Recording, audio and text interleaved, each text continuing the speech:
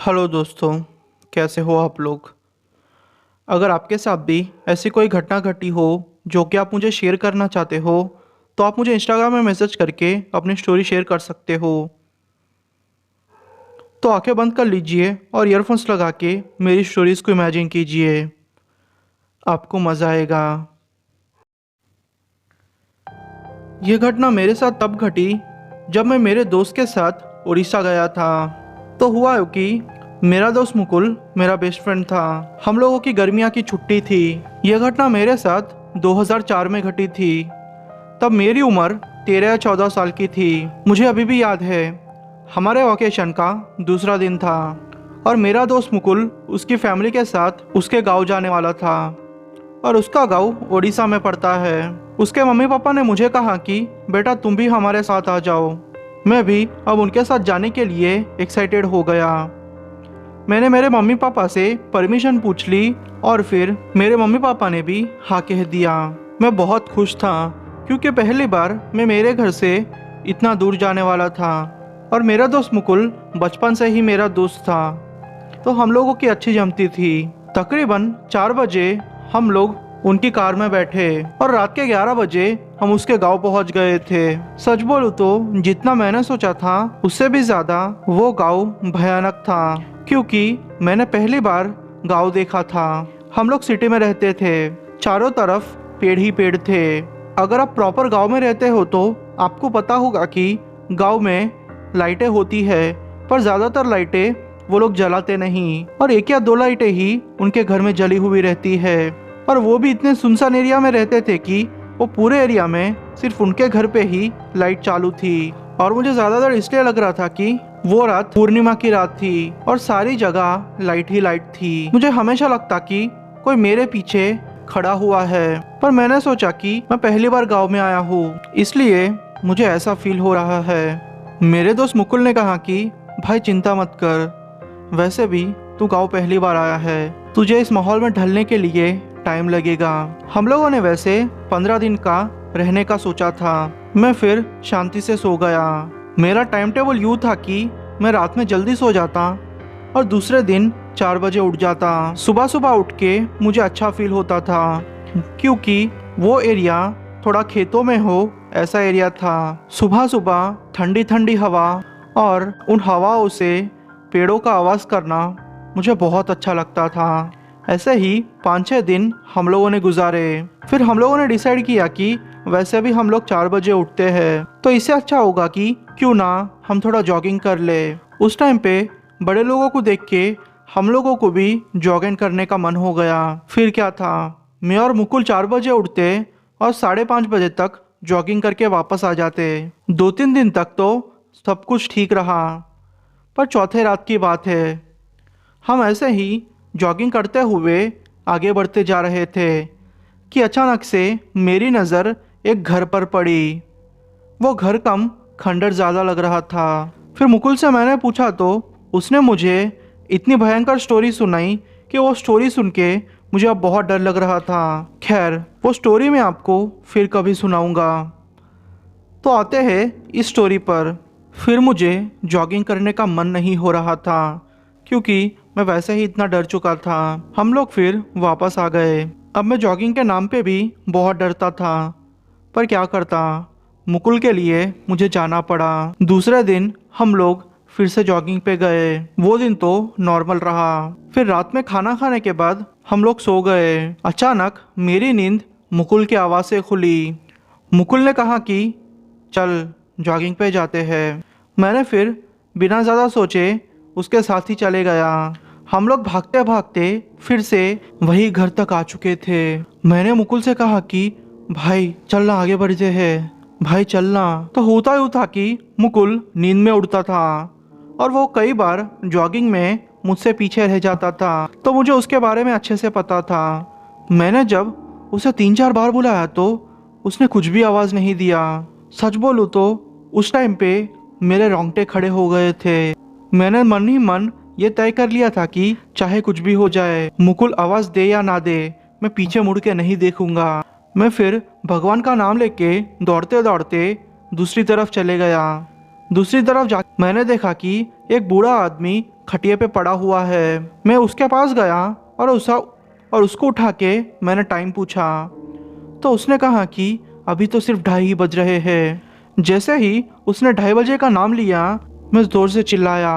मैं अब रो रहा था क्योंकि मुझे अब बहुत डर लग रहा था। उस बूढ़े आदमी ने मुझसे सारी बातें पूछी तो मैंने कहा कि मैं मेरे दोस्त मुकुल के घर आया हूँ। तो उसने कहा कि बेटा देखो, चिंता मत करो, तुम्हारी किस्मत अच्छी है कि तुम उस छलावे से बच गए, वरना तुम्हारे साथ क्या हो सकता था इसकी गारंटी कोई नहीं लेता। फिर उसने मुझे कहा कि देखो बेटा, तुम यही सो जाओ, सुबह होते ही मैं तुम्हें उठा दूंगा और तुम वहाँ से अपने घर चले जाना। मुझे इतना डर लग रहा था कि अलग से खटिया पे सोने को भी डर रहा था। फिर मैं ऐसे ही कंबल ओढ़े बैठ गया। मुझे नींद कब आ गई मुझे समझ में नहीं आया। जब मैं उठा तो सुबह के 7 बज रहे थे। मैं मुकुल के पास गया और फिर अपने मम्मी पापा को फ़ोन करवाया और उनको वहाँ पे बुला लिया। मैं फिर वहाँ से अपने घर आ गया। थोड़े दिनों के बाद जब मुकुल मेरे घर आया तो उसने मुझे एक डरावनी कहानी सुनाई जो कि उसके साथ घटी थी। मैं वो कहानी सुन के तो और डर गया था। मैंने ये तय कर लिया कि चाहे कुछ भी हो जाए, मैं मेरी ज़िंदगी में फिर से मुकुल के घर नहीं जाऊंगा। मेरा नाम जोगिंदर है और मैं पंजाब के एक छोटे से गांव का रहने वाला हूँ। ये घटना मेरे साथ 2016 में घटी थी। इस घटना ने मेरी ज़िंदगी जैसे मुझसे छीन ली थी।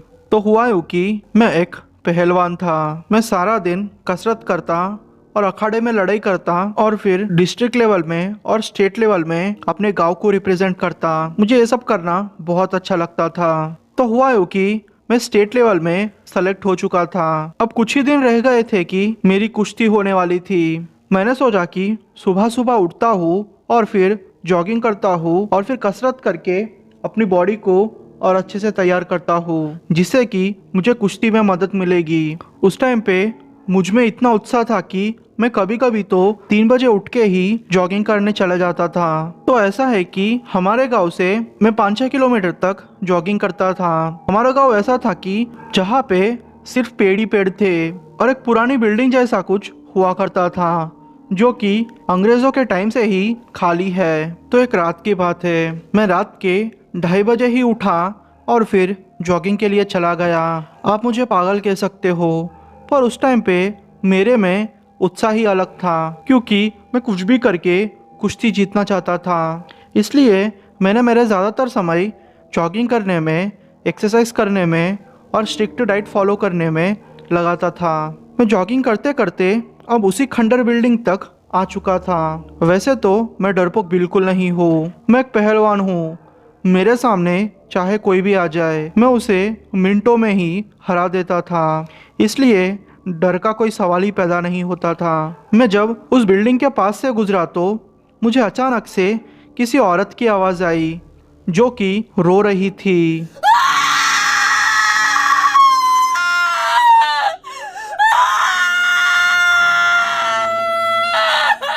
मुझे कुछ समझ में नहीं आ रहा था। एक तो हमारा इलाका इतना सुनसान है कि मैं आपको बता भी नहीं सकता, और उस सन्नाटे में किसी औरत का आवाज़ आना बिल्कुल नॉर्मल नहीं था।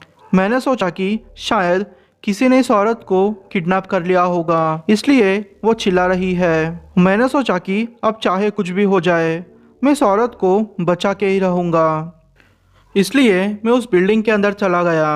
वो बिल्डिंग इतनी बड़ी थी कि तकरीबन 2-3 माले की तो होंगी, और उस पूरे बिल्डिंग में 10 से 15 कमरे थे। पहले वाले माले में गया तो मुझे कोई भी नहीं दिखा। मैंने सोचा कि शायद उस किडनैपर ने उस औरत को ऊपर रखा होगा, इसलिए मैं धीरे धीरे संभालते हुए ऊपर जाने लगा। ऊपर जाने पर मैंने फिर एक औरत को देखा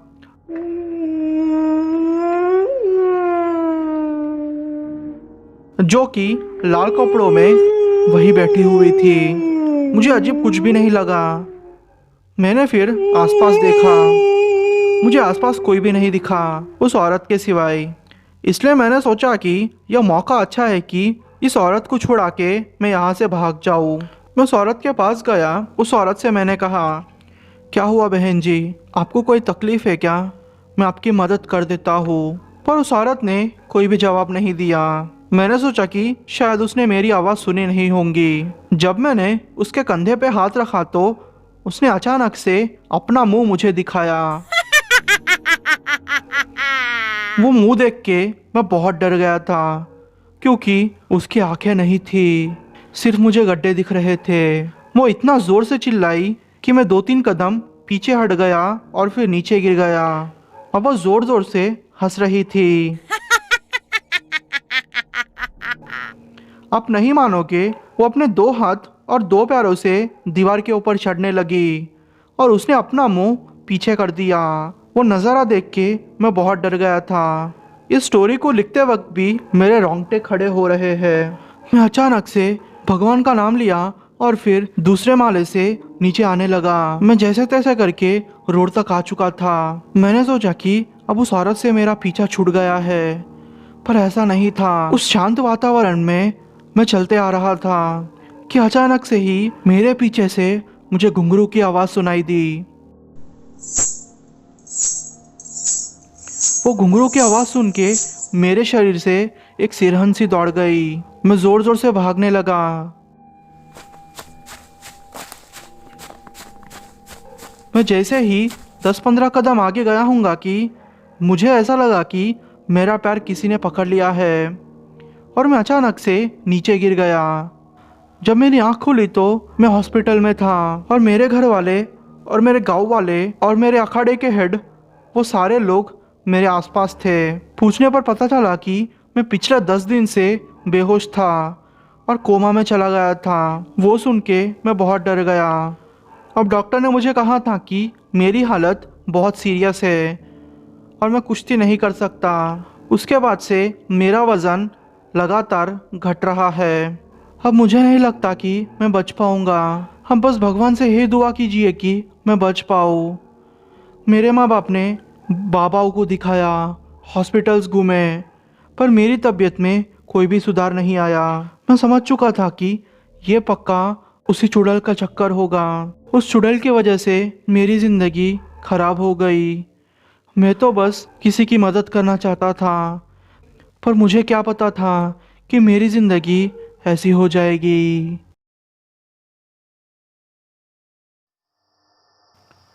मेरा नाम ऋषिका है और मैं उत्तर प्रदेश के एक छोटे से गांव की रहने वाली हूँ। ये घटना मेरे साथ 2019 में घटी थी। तो हुआ यूँ कि मैं कोटा से अपने घर आई थी, क्योंकि मेरी कोचिंग ख़त्म हो चुकी थी और मैंने एग्ज़ाम्स भी अच्छे से लिख लिए थे। मैंने सोचा कि थोड़े दिन अपने घर पे गुजारती हूँ। तो हुआ यूँ कि एक रात की बात है, मैं चैटिंग करते करते 1 या 2 तो बजा ही देती थी। और हमारा घर कुछ ऐसा था कि पूरे गांव में हमारा घर थोड़ा बड़ा था। मैं दूसरे माले पे रहती थी। मेरे कमरे के पास ही एक बालकनी लगी हुई है और बालकनी के पास एक छोटी सी खिड़की है। तो जब भी मुझे नींद ना आती, बालकनी में जाती और ठंडी ठंडी हवा को फील करती और फिर वापस आके सो जाती। उस रात को भी तकरीबन 2:30 बजे थे। मुझे नींद नहीं आ रही थी। मैंने सोचा कि थोड़ी देर बालकनी में जाऊंगी तो मुझे अच्छा फील होगा और शायद अच्छे से नींद भी आ जाए।